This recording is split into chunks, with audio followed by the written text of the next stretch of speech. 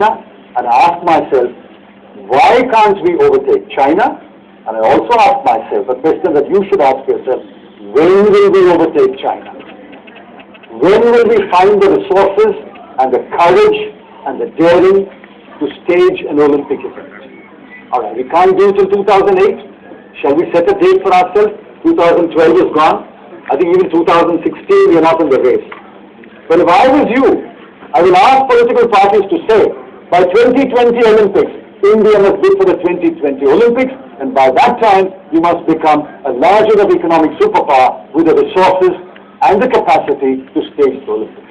That is the kind of ambition we have. That is the kind of ambition every young person in this country must have.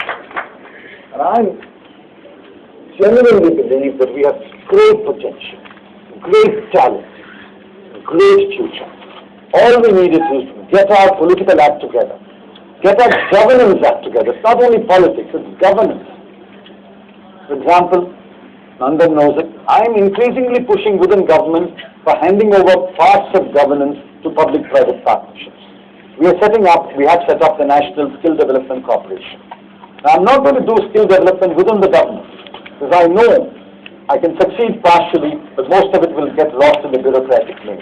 So I'm going to hand over the entire skill development exercise to a public-private partnership run by the private sector. Governance is important. Government is important. Governance is important. Politics is important, and building partnerships between public and private for governance is equally important. In fact, the line between public and private must get completely blurred. What is public and what is private? All right, if you're seeking something for yourself, that's private gain. But not all of the things that you do is for private gain. There are your energy, your ideas, your money, your capacity for administration can all be used not only for private gain, but also for creating public goods, public services, and for the public good. I'm a great believer in India. I'm a great believer in the future of India. I intend to work until my last breath to make India a very strong economy and a strong economy. Whatever our shortcomings may be, Shekhar, there's no taking away the fact that my government, for which Dr. Manmohan Singh is Prime Minister and I am fortunate to be Finance Minister, has delivered in the last 4 years 9% growth. That's almost like a Bradman batting average. Now let somebody come and do better. I'll be very proud if somebody comes and does better. I want somebody to do better. This year is a difficult year. This year is a difficult year because we've got this inflation coloring everything that we have done. So let me tell you one thing. You cannot wipe out 4 years of achievement because 1 year, for about 8-9 months, you have high inflation. One thing cannot cancel out all that has happened.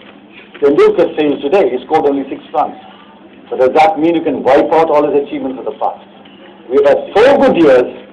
This year is a difficult year. We are doing our best to overcome inflation.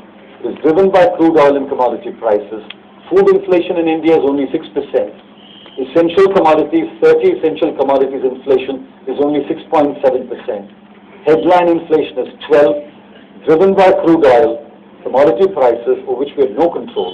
But we believe that the tight monetary measures that we have taken will tame inflation in a period of about 3 to 6 months. Barring that, I think we have delivered. We could have delivered more. I have no doubt in my mind by the second year, when we touched 9.4, I told Prime Minister, now sir, we must go full steam and aim at 10%.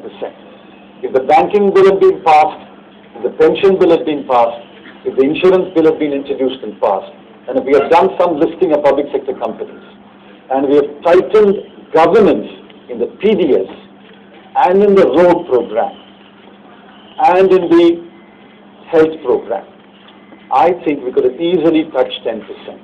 That will remain a regret forever in my life, that we could not touch 10%. I was praying and hoping that in the final year we will touch 10%, or one of the 5 years we will touch 10%. So maybe that stroke of luck will fall upon my successor, whoever he may be. We will touch 10% one day, and we must remain like that, like China has been. determined, dogged pursuit of high growth. Believe me, growth is necessary. It is not sufficient, but it is necessary. Without growth, there is no inclusive growth. Without growth, there are no more incomes, more jobs, more savings, more investment, leading to more growth. It is a virtuous cycle. It's very simple economics. It doesn't require you to go to a fancy college to get a degree in economics.